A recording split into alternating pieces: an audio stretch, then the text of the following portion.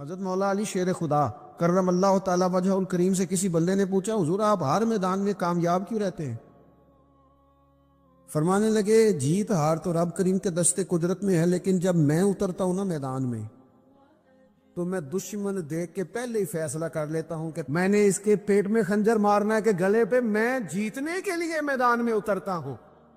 تو آپ دیکھ لینا دیواریں ہلتی رہتی ہیں اور در کانپ جاتا ہے، علی کا نام سن کر اب بھی خیبر کانپ جاتا ہے۔ حضور علیہ السلام نے فرمایا اگر میں علم کا شہر ہوں تو پھر علی دروازہ ہے، علی باب علم کے، شہر علم کے باب علی ہے۔ امام صفوری کہتے ہیں ایک دن نا حضرت جبریل امین انسانی شکل میں مولا علی کے سامنے آ کے کھڑے ہو گئے۔ کون؟ حضرت جبرائیل علیہ السلام۔ حضرت جبریل امین کھڑے ہوئے انسانی شکل میں، تو کہنے لگے علی یہ بتائیے کہ جبریل اس وقت کہاں ہے؟ انسانی شکل میں مولا علی سے پوچھتے۔ تو کچھ جو آج کل ہمارے شاگرد حضرات پڑھ جاتے ہیں نا تو وہ ذرا جلدی کرتے ہیں جواب دینے میں۔ بڑوں کو جب جواب بھی دینا بزرگوں کو تو جواب میں بھی آداب کا خیال ہونا چاہیے۔ اگر آپ کو سوال آتا بھی ہو تو پھر بھی اس میں آداب کا خیال آپ رکھیں گے۔ آپ فٹافٹ نہیں کہہ دیں گے کہ جناب یہ اس کا جواب ہے، یہ معنی ہے، فوراً نہیں آپ کہہ دیں گے، آپ اس میں بھی آداب کا خیال کریں گے۔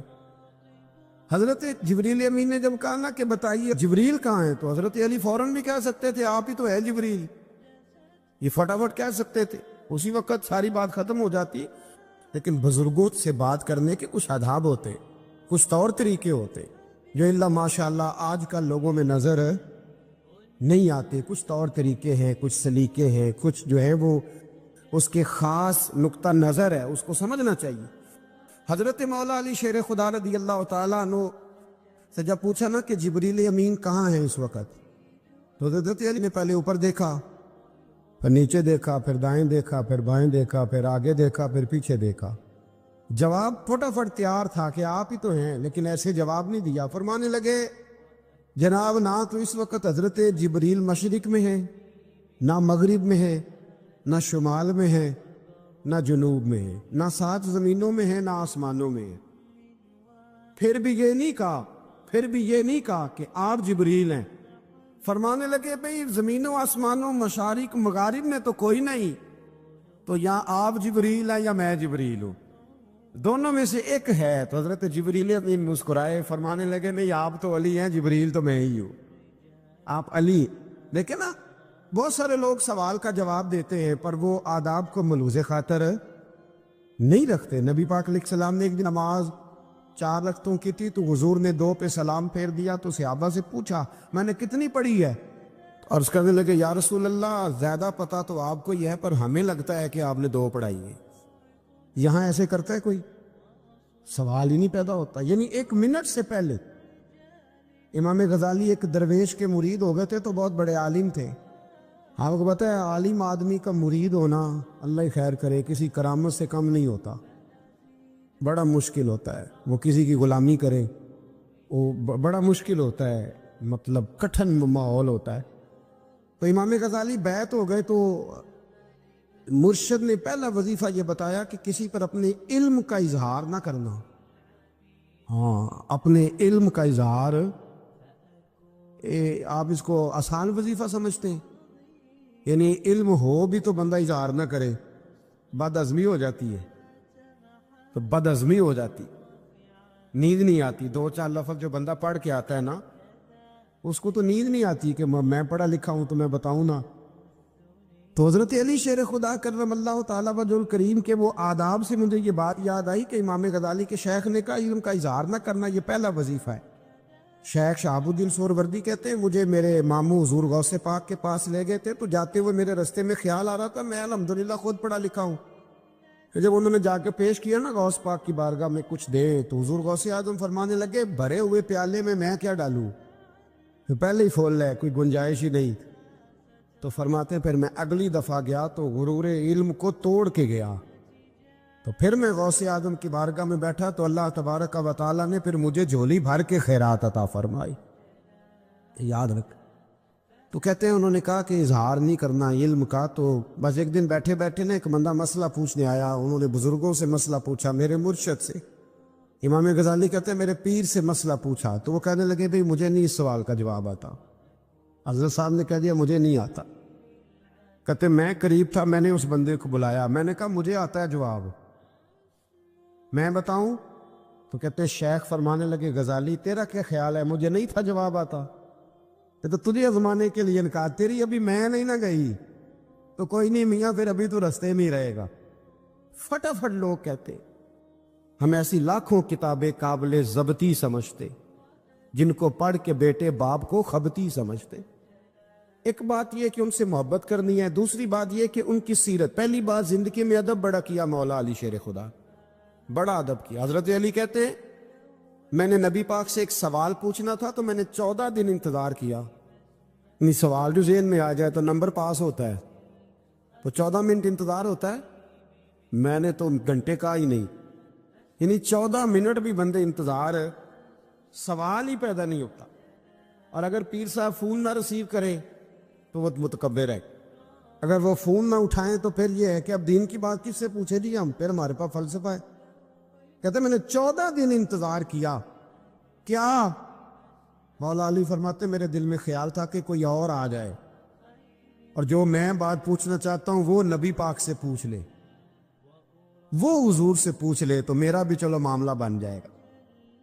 اب ان سے زیادہ کو بے تکلف تو نہیں تھا نا نبی پاک کی بارگاہ میں، جھٹ پوچھ سکتے تھے 14 دن۔ کہتے 14 دن کے بعد بندہ آیا، وہی سوال پوچھا جو میں نے پوچھنا تھا، تو کہتے حضور جواب اسے دے رہے تھے اور دیکھ میری طرف رہے تھے، جواب اسے دے رہے تھے اور توجہ حضور کی میری جان۔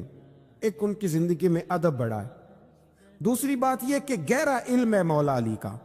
ہمارے ہاں لوگوں کے پاس علم ہوتا ہے، اللہ ماشاءاللہ بڑے بڑے اچھے علماء ہیں، لیکن بعض جگہ پہ علم بڑا سطحی سا ہے، سطحی سا، یعنی ساری زندگی جس بندے نے علم پڑھا ہے وہ گہرائی تک نہیں اترا، یعنی اس پر عمل نہیں کر سکا۔ تو اگر میرا علم مجھے نفع نہیں دے رہا تو میرا علم کسی کو کیا نفع دے گا؟ حضرت علی کا علم گہرا تھا، سیانہ علم تھا، گہرائی والی بات کرتے تھے، بڑی سوچ سمجھ کے فیصلہ کرتے تھے، اور بڑے زیرک تھے، دانا آدمی تھے حضرت مولا علی شیر خدا رضی اللہ۔ اور آپ کا فہم و فراست نرالا تھا۔ ایک شخص نے کہا جی میں نے ترس کھا کے ایک عورت سے شادی کیا، وہ بوڑھی تھی، ترس کھا کے نکاح کیا، میں جوان وہ بوڑھی ہے، پر میں قریب جاتا ہوں تو مجھے پتہ نہیں کیا ہوتا ہے، وہ بڑی جگہ پہ گیا ہوں پر میرا مسئلہ نہیں حل ہوتا، حالانکہ وہ لاوارث تھی اور شادی نہیں اس کی ہو سکی۔ تو حضرت علی شیر خدا فرمانے لگے بی بی کو میرے پاس لا، عورت کو لا۔ وہ لائے تو آپ فرمایا تیرا نکاح نہیں ہوا؟ کہنے لگی نہیں۔ فرمایا سوچ لے، چپ کر کے۔ فرمایا کوئی گناہ کیا ہو؟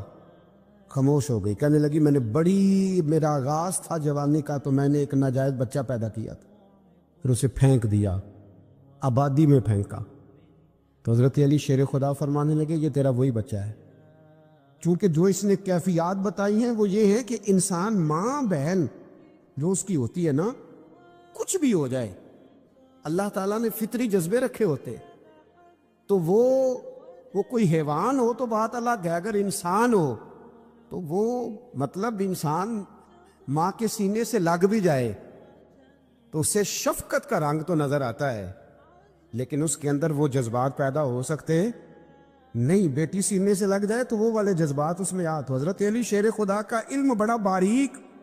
تو آپ فرمانے لگے میاں وہ جو تیرا اس کے اوپر ترس آیا نا، اس کی بھی وجہ یہ ہے کہ تیرا اس سے کوئی ازل سے رشتہ ہے، لہذا تمہارا نکاحی منق اتنا گہرا، سیاںہ اور پیچیدہ، یعنی باتوں کی گہرائی تک۔ آج ہمارے بہت سارے میری طرح کے لوگ تقریر کرتے ہیں تو وہ عوامی نفسیات کے مطابق بات نہیں کر پاتے، کیونکہ ہم جو تقریر رٹ کے آئے ہیں وہ تو ہم نے تو علم ظاہر کرنا ہے، اور نعرہ لگوانا بڑا شوق ہے، جب تک وہ مطلب لوگوں میں شوق نہ پیدا ہو پھر بعد میں گفتگو ہوتی ہے آج میں جلسہ لوٹ لیا ہے، تو میں کہا کرتا ہوں کہ جلسہ لوٹا نہیں جاتا، جلسے میں تو کچھ لٹایا جاتا ہے، علم دیا جاتا ہے، فہم دیا جاتا ہے، شوق دیا جاتا ہے، تو یہ کیا مطلب بات ہو؟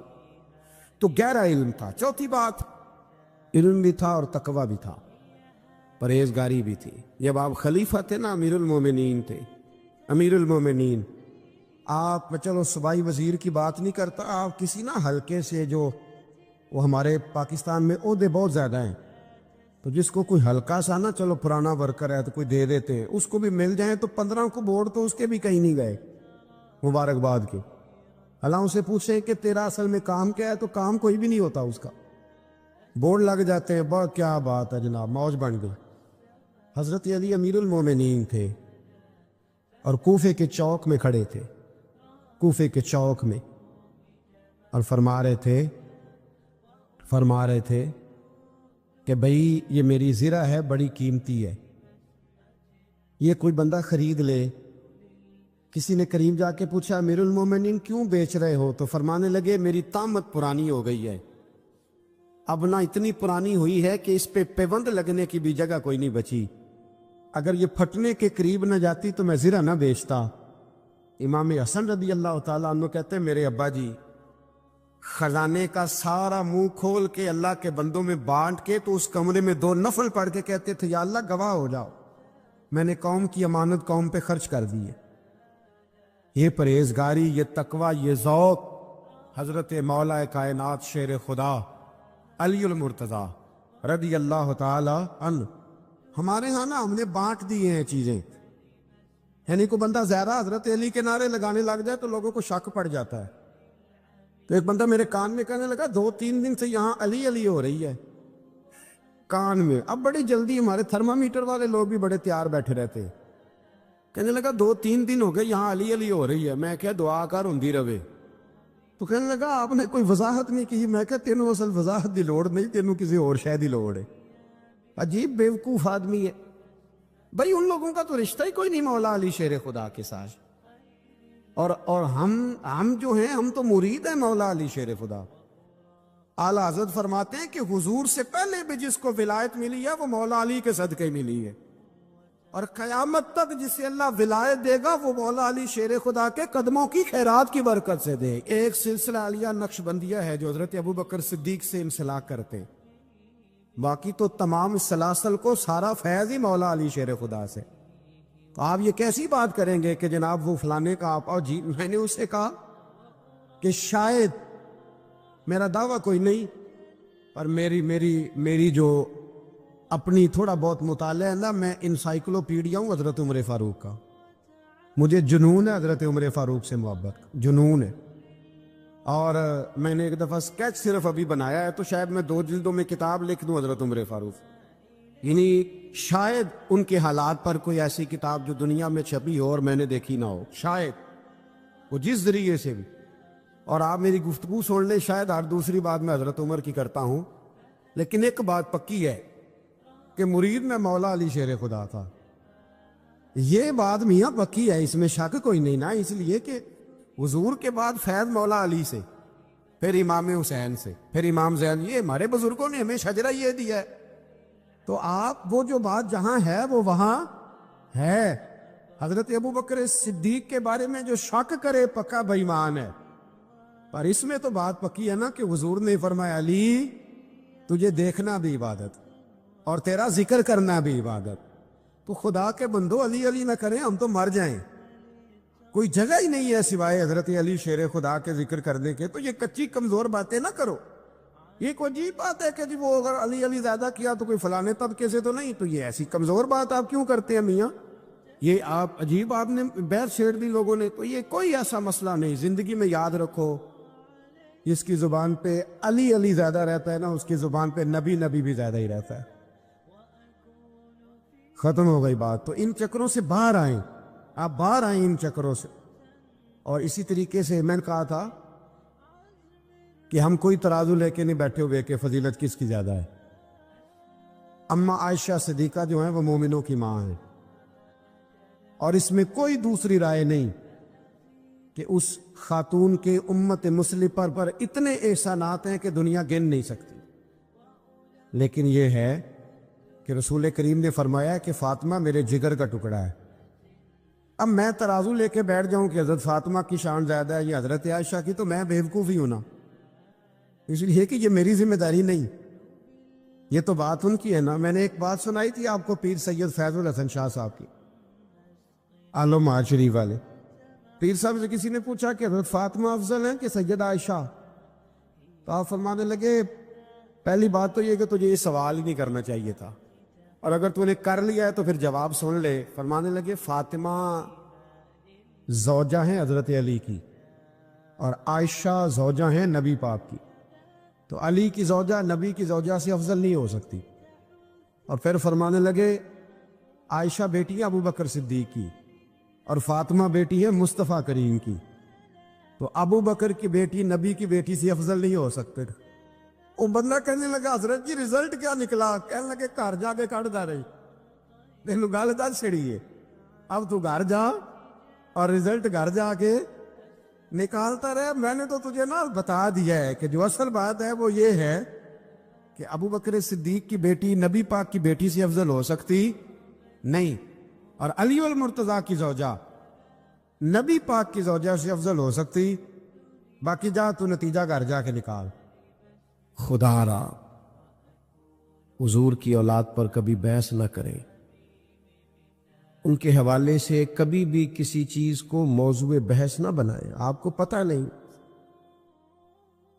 کہ رسول اللہ صلی اللہ علیہ وسلم کی اولاد تو وہ ہے اللہ تعالیٰ نے ہر ناپاکی اور ہر رجس ان سے دور فرما دیا۔ اپنے دل کو، اپنی قلبی واردات کو قائم رکھیں۔ نبی پاک کی اولاد کا اکرام ہمیشہ اپنے دل میں رکھنا اور جذبات رکھنا، سادات کے لیے، حضور کی اولاد کے لیے طبیعت کے اندر گنجائش رکھنا، اس میں کبھی کوئی کمزوری نہ دکھانا، اور دوسری بات یہ کہ ان سے سیکھنا ہو۔ واقعہ کربلا جو ہے نا وہ انسانی زندگی کے لیے بہت بڑی حرارت ہے۔ ہمارا ایک مزاج بن گیا ہے کہ ہم نہ مشقت کے قائل اور عادی نہیں رہے، سکون تلاش کرتے ہیں۔ اب تو ڈھیر سارے لوگ ایسے ہیں کہ ذرا کوئی مصیبت آئی نہیں تو ان کے ہاتھ پیر پھولنے شروع ہو جاتے، انجانہ خوف اور بے مقصد قسم کی باتیں لوگوں کو ڈراتی ہیں۔ اور پھر میں نے دیکھا ہے کہ اگر ان کو اپنی ذات کے لیے، اپنی اولاد کے لیے، اپنے گھر کے لیے سکون مل گیا ہے، آسودگی مل گئی ہے، وسائل جمع ہو گئے، تو کہتے ہیں مجھے کیا مصیبت بنی ہوئی ہے، اب میں جاؤں، بس کافی ہے۔ قوم کے بچوں کے لیے، ملت کے لیے، وطن کے لیے، دین کے لیے کون جد و جہد کرے؟ میرا گھر سکھی ہے، آسانی ہے، لہذا مجھے مشقت میں پڑنے کی کیا ضرورت؟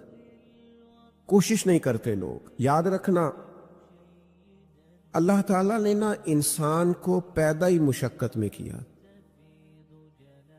یہ مشقت میں ہے۔ رب فرماتے میں نے اس کی پیدائش ہی، اس کا خمیر ہی مشقت والا بنایا۔ اللہ کریم نے قرآن مجید میں فرمایا لَقَدْ خَلَقْنَا الْإِنسَانَ فِي كَبَدٍ، فرمایا بے شک ہم نے آدمی کو مشقت میں رہتا ہوا پیدا کیا، پیدا ہی اس کو کبد کیا ہے، مشقت میں رہتا ہوں۔ اس نے مشقت کرنی، بچپن میں بھی مشقت۔ چلے کچھ تھوڑا سا آپ کو سمجھانے کے لیے بات کر لیتے ہیں۔ پرائمری سکول میں جانا کتنا مشقت کا کام تھا، ساری رات لوگ منصوبہ نہیں بناتے تھے سویرے چھٹی کرنے کا، وہ کتنی بڑی مشقت کا کام تھا۔ جب 3 مہینے کی چھٹیاں ہوتی تھیں تو وہ، اللہ کرے کوئی میں ایسا جملہ نہ بولوں، اساتذہ بڑے قابل احترام ہوتے ہیں، لیکن ہمارے جو استاد صاحب تھے نا وہ تو صرف ایک آدھ چیپٹر چھوڑتے تھے، باقی کہتے ساری کتابیں لکھ کے لے آنا۔ تو وہ جب وہ سبق دے رہے ہوتے تھے مشقت کا تو بندہ سوچتا تھا کہ چھٹیاں آرام کرنے ملیاں سانیاں، یہ والی مصیبت کرنے کو ملی تھی، جہاں چھٹیوں پہ رہے ہوتے تھے مشقت بڑھ جاتی تھی۔ آج تو ان چیزوں پر ہنسی آتی ہے، مشقت، جد و جہد، ہر لمحے جد و جہد، اور ہر مشقت اپنے ٹائم پر مشقت ہوتی۔ آج آپ سے کہا جائے بہت سارے لوگوں سے پرائمری کا امتحان دینا ہے تو آپ کہیں گے بائیں ہاتھ کا کھیل ہے، بھئی اب بائیں ہاتھ کا کھیل ہے، تب نہیں تھا۔ اور جو آج پرائمری کر رہے ہیں ان کے لیے بھی آج بائیں ہاتھ کا کھیل نہیں۔ ہر مشقت اپنے وقت پر مشقت رہتی ہے۔ کسی وقت کسی چیز کا انتظام کرنا آپ کے لیے بڑا قابل تکلیف ہوتا ہے، آزمائش والا ہوتا ہے، بعد میں آپ سمجھتے ہیں کہ یہ تو کوئی مسئلہ ہی نہیں تھا۔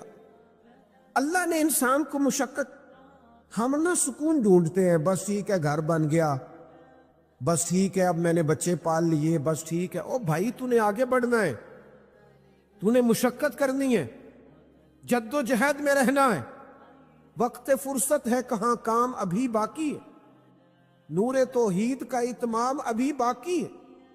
یاد رکھیں اگر آج جوانی ہے تو بڑھاپا آئے گا، آج اگر صحت بالکل ٹھیک ہے تو آہستہ آہستہ خدا نخواستہ قبا اور اعصاب کمزور ہونے لگتے ہیں۔ ہمیں نا ذہنی طور پر تیار رہنا ہے۔ لوگ کہتے ہیں جناب پتہ نہیں میں بڑا پریشان ہوں، ایک مشکل ختم ہوتی ہے دوسری شروع ہو جاتی ہے۔ میں نے کہا یہ مشکل نہیں، یہی تو مزہ ہے زندگی کا۔ اللہ کہتا ہے میں نے تجھے مشقت میں پیدا کیا ہے، اور تو کہتا ہے کہ آسانی ہو جائے۔ اب یہ تو نہیں نہ ہوگا، جس نے جیسا پیدا کیا ہے بات تو اس قادر مطلق کی چلے گی، تیری نہیں چلے گی جب اس نے پیدا ہی مشقت میں کیا ہے۔ حضرت زید بن ارقم رضی اللہ تعالیٰ عنہ بیمار تھے۔ یہ ذرا بات سننا میرے کریم کی۔ اللہ کے پیارے حبیب علیہ السلام تیمارداری کے لیے تشریف لے گئے تو حضور سید عالم علیہ السلام نے جا کر جناب زید بن ارقم کی طبیعت کو دیکھا تو کمزوری تھی اور وہ پریشان بھی تھے۔ تو حضور علیہ السلام کو اللہ تعالیٰ نے غیب کے خزانوں کی کنجیاں عطا فرمائی ہیں۔ قریب مسکرا کے فرمانے لگے زید اس بیماری سے پریشان نہ ہو، اس سے تو آپ نے ٹھیک ہو جانا ہے۔ اس روایت پر خاص غور کرنا کیا کہہ رہا ہوں۔ فرمایا اس سے آپ نے پریشان نہیں ہونا، اس سے تو آپ نے ٹھیک ہو جانا ہے، مسئلہ ہی نہیں۔ ہاں اس کے بعد ایک وقت آئے گا آپ کی آنکھوں کی بینائی رخصت ہو جائے گی اور عمر بھی آپ کی لمبی ہوگی، یعنی ایک بڑھاپا، ایک نظر چلی جائے گی۔ اب آپ یہاں غور کریں سرکار تربیت کیا کر رہے ہیں۔ حضور فرما رہے ہیں یہ جو مشکل ہے یہ تو گزرنے والی ہے، اس کے بعد جو مشکل آنے والی ہے وہ اس سے بڑی ہے۔ فرمایا زید اس کے بعد آپ کی بینائی چلی جائے گی اور عمر بھی لمبی ہوگی، تو بتائیے اس وقت کیا کریں گے۔ حضرت زید بن ارقم رضی اللہ تعالیٰ عنہ عرض کرنے لگے یا رسول اللہ میں اللہ کی رضا پر ثواب کی نیت سے صبر کروں گا۔ معنی کیا ہے؟ دکھ قبول محمد بخشا راضی رہن پیارے۔ ٹھیک ہے اگر بینائی جائے گی اور بڑھاپا آئے گا تو قبول کریں گے، رب کی رضا کے لیے ثواب کی نیت سے صبر کریں گے۔ ایسے بھی کبھی دنیا میں میدان لگتے ہوں گے کہ بیماری آئے گی، بتایا جا رہا ہے اور پوچھا جا رہا ہے کہ تو کیا کرے گا، تو بتا رہے یا رسول اللہ صبر کروں گا، تو نتیجہ بھی وہیں بیان ہو رہا ہے، یعنی سارا سودا نقد و نقد۔ اسی وقت ہتھیلی پہ سرسوں جم رہی ہے۔ حضور نے فرمایا کیا کرو گے؟ یا رسول اللہ صبر کروں گا اللہ کی رضا کے لیے ثواب کی نیت سے۔ تو حضور فرمانے لگے اگر تو صبر کرے گا تو پھر نتیجہ سن، اللہ تجھ سے حساب نہیں لے گا، بغیر حساب ہی جنت عطا کر دے گا۔ او میرے بھائی ایک مشکل سے آپ گزر گئے، اب آپ کو اگلی مشکل کے لیے تیار رہنا ہے۔ بدر ہو گیا، معرکہ بدر ہو گیا، بہت بڑی کامیابی سمیٹ کے مسلمان لوٹ آئے، پورے کفر پر دھاک بیٹھ گئی، بڑے بڑے موٹے کافر سارے بدر میں مارے گئے، ابو جہل مارا گیا، عتبہ عتیبہ مارے گئے، چوٹی کے کافر مارے گئے، تو کیا اس کے بعد پھر معاملہ ختم ہو گیا؟ اتنی بڑی فتح سمیٹ کر مسلمان آئے، لیکن تھوڑے ہی عرصے کے بعد احد میں جانا پڑا۔ بھئی آپ تو فتح یاب ہو گئے، کامران ہو گئے، اور اس وقت 313 تھے، اب تو 1000 تعداد ہو گئی، لیکن اس کے بعد جو مشکل آئی اس سے بڑی آئی۔ 70 صحابہ شہید ہوئے، سعد بن ربی شہید ہوئے، حضرت عبداللہ بن جہش شہید ہوئے، حضرت امیر حمزہ کا سارا وجود کاٹ دیا گیا، آنکھیں نکال دی گئیں، ہونٹ کاٹ دیے گئے۔ اس کے بعد جو مشکل آئی اس سے بڑی تھی، صبر سے برداشت کی، حالات ٹھیک ہو گئے، نہیں خندق تیار ہے، معرکہ تیار ہے، اور قحط کا زمانہ اور کڑاکے کی سردی، بھوک کا یہ عالم کے لوگوں نے پیڑ پہ پتھر باندھ لیے، لیکن خندق کھودنی ہے، میدان میں رہنا ہے۔ یہ معاملہ ختم ہوا تو کیا بات دب گئی؟ عمرے کے لیے گئے تو انہوں نے حدیبیہ میں روک لیا، اب کیا یہاں معاملہ رکا؟ نہیں، پھر فتح مکہ کی باری آئی، پھر تبوک، میرے رسول پاک علیہ السلام نے پوری دنیا پر اسلام کا جھنڈا لہرا دیا. کہاں کہاں تک اسلامی سلطنت پہنچ گئی. جناب عمر کے زمانے میں وہ قادسیہ کے علاقے، روم، ایران، تو کیا قربانیاں ختم ہو گئیں؟ بس طاقت آ گئی، قوت آ گئی، ہمت آ گئی، ہزاروں علاقے زیر نگیں آ گئے، ختم ہو گیا معاملہ. نہیں، جناب عمر شہید ہوئے، پھر حضرت عثمان شہید ہوئے. حضرت علی نے 9 سال یا 13 سال کی عمر میں جہاد شروع کیا تھا. عمر میدانوں میں گزری، پھر مولا علی شہید ہوئے. اب کیا آسانی ہو گئی، آسودگی ہو گئی؟ نہیں، یہاں تو باریاں ہیں امتحان دینے کی. امام حسن کی باری آئی تو زہر دے دیا گیا، انتڑیاں کٹ کٹ کے گرنے لگیں. اور حسن ابن علی کا جب جنازہ اٹھا تو سب سے زیادہ رو رو کے پلو سید عائشہ صدیقہ کا بھیگ گیا. اور جو سب سے زیادہ ستاتا تھا مروان، وہ بھی ایک نکر میں کھڑا ہو کے رونے لگا. تو کسی نے کہا ساری زندگی تو نے فاطمہ کے بیٹے کو ستایا ہے، ظالم آج روتا کیوں ہے؟ کہنے لگا میری مخالفت اپنے جگہ پر، جو اٹھ کے جا رہا ہے وہ رسول پاک کا مکمل نمونہ تھا. اس میں کوئی شک نہیں کہ صبر، رضا، استقامت، حسن عمل، حسن کردار، اخلاق عظیم، یہ ختم تھے. تو یہ امتحان تو جاری رہا. امام حسین کی باری آئی. چھوٹے تھے، زیادہ لاڈلے تھے، زیادہ پیارے تھے. کچھ لوگ ایک کا لاڈ دیکھتے ہیں، کچھ کئیوں کے لاڈ دیکھتے ہیں. نانا کا بھی لاڈ دیکھا، اور والدہ کا بھی دیکھا، والد کا بھی دیکھا، بہنوں کا بھی دیکھا، بڑے بھائی کا بھی دیکھا. حسین سب سے لاڈلے تھے. حسن کی بھی کیا بات ہے، امام علی مقام کی کیا بات، پر امام حسین سب کے لاڈلے تھے. لیکن جب امتحان دینے کی باری کربلا میں آئی تو اکیلے کھڑے تھے. نہ پشت پر نانا، نہ ہاتھ میں شیر خدا کی انگلی، نہ پلٹ کے جا کے ماں کے پلو میں چھپنے کا موقع، نہ حسن موجود ہے کہ بڑے بھائی سے مشورہ لے لیا جائے. کوئی نہیں.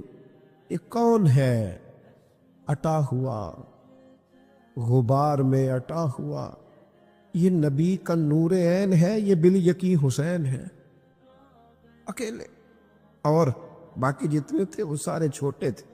وہ بڑا مشکل کام ہو جاتا ہے جب آپ سب سے بڑے ہو جائیں اور صرف آپ کو تسلی دینی ہے، صرف آپ کو دوسروں کو سنبھالنا ہے. وہ بڑا مشکل مرحلہ ہوتا ہے. لیکن امام حسین نے اس مشکل مرحلے کو اس طرح گزارا کہ وہ بڑے تھے نا. بس اتنا کہوں گا کہ حسین وہاں پر شکر کرتے تھے جہاں پر صبر مشکل تھا، وہاں پر شکر کرتے تھے جہاں پر صبر مشکل تھا. جہاں صبر مشکل سے ہوتا ہے وہ وہاں گردن جھکا کے کہتے تھے آمنا وصدقنا. ٹھیک ہے، دکھ قبول محمد بخشا، بس راضی رہن پیارے. آپ اس بات کو یاد رکھیں اور اس کو اچھی طرح سمجھ لیں کہ آپ جب تک مزاج مشقت کا نہیں بناتے، ایک کے بعد دوسری، دوسری کے بعد تیسری، تیسری کے بعد چوتھی مشقتیں راہ دیکھ رہی، اور جو مشقتوں کے عادی نہیں وہ پھر پچھلی صفوں میں ہے. جو مشقتوں کے عادی نہیں وہ پھر کسی صورت بھی نہ نام بنا سکتے ہیں نہ کام کر سکتے. جس کو آرام کرنا ہے، جس کو سکون سے سونا ہے، وہ منزل نہیں پا سکتا. آپ کو آگے بڑھنا ہے، آپ کو جد و جہد کرنی ہے، آپ کو کوشش کرنی ہے، آپ کو باہمت رہنا ہے. حضرت عمر سے کسی نے کہا تھا کہ میں آپ سے ملنا تو چاہتا تھا پر دوپہر کا ٹائم تھا، میں آیا نہیں، کہیں آپ سو نہ رہے ہو. تو جناب عمر رو پڑے، فرمانے لگے سویا کرتا تھا کبھی. جب سے ابو بکر یہ چابیاں میرے ہاتھ میں دے گئے ہیں نا، تو دن کی بات کرتا ہے، میں رات کو نہیں سو پاتا. اٹھ اٹھ کے حضور کی امت کی خبر گیری کرتا ہوں۔ رت جگہ میرا نصیب بن گئے ہیں، آنکھوں کی نیند رخصت ہو گئی ہے، لہجوں میں آرام نکل گیا ہے۔ اور بھائی، جب آپ کو جد و جہد کرنی ہے، جب آپ کو آگے بڑھنا ہے، ذہن بناؤ یار، طبیعت بناؤ، آگے بڑھنا ہے، مشقت کرنی ہے، نیند تھوڑی کم لینی ہے، زبان کے ذائقے مزے کے کھانے تھوڑے کم کرنے۔ ہم نے اپنی مرضی سے وہ لیٹے ہیں، وہ آرام کر رہے، اس سے تھوڑا اٹھ کر سوچنا۔ امام علی مقام کا پیغام یہ ہے کہ تو بڑا تب بنے گا جب تیری زندگی محنت والی، کوشش والی، جد و جہد والی ہوگی۔ اور پھر اس کے بعد کیا کرنا ہے؟ ایک کوشش کرنی ہے۔ اس کے بعد اگلا کام یہ ہے کہ جہاں رب رکھے نا وہاں رہنا بھی ہے، اس کی رضا پہ۔ جب آپ مسلمان ہوتے ہیں نا، کلمہ پڑھتے ہیں، تو ہم اعلان کرتے ہیں آج کے بعد فیصلے میرے نہیں چلیں گے، فیصلے اللہ کے چلیں گے۔ لیکن پریشانی پتہ کب ہوتی ہے؟ جب ہم فیصلہ اپنی مرضی کا مانگتے ہیں۔ او بھائی، جب تو مالک کا غلام ہے، بندہ ہے، تو پھر دکھ کس چیز کا نام ہے؟ کسی درویش نے کہا تھا دکھ اس چیز کا نام ہے کہ اللہ کی مرضی اور ہے اور تیرا ارادہ اور ہے۔ تو کہتا ہے بات اس طرح بنے جس طرح میں چاہتا ہوں، اور رب کہتا ہے نہیں، میں نے فیصلہ کر لیا ہے۔ پھر تو دکھی ہوتا ہے۔ سکھی بھلا کون ہوتا ہے؟ جو رب کر دے وہ کہے بالکل ٹھیک ہے، وہ کہے بالکل۔ اور قرآن مجید نے اسے بیان کیا، رضی اللہ عنہم ورضوا عنہ۔ یہ کربلا کا دوسرا پہلو۔ ایک پہلو مشقت، جد و جہد، ایک پہلو یہ کہ رضی اللہ عنہم ورضوا عنہ۔ اللہ کہتا ہے میرے بندوں کی شان یہ ہے کہ اللہ ان سے راضی ہے اور وہ اللہ سے راضی ہے۔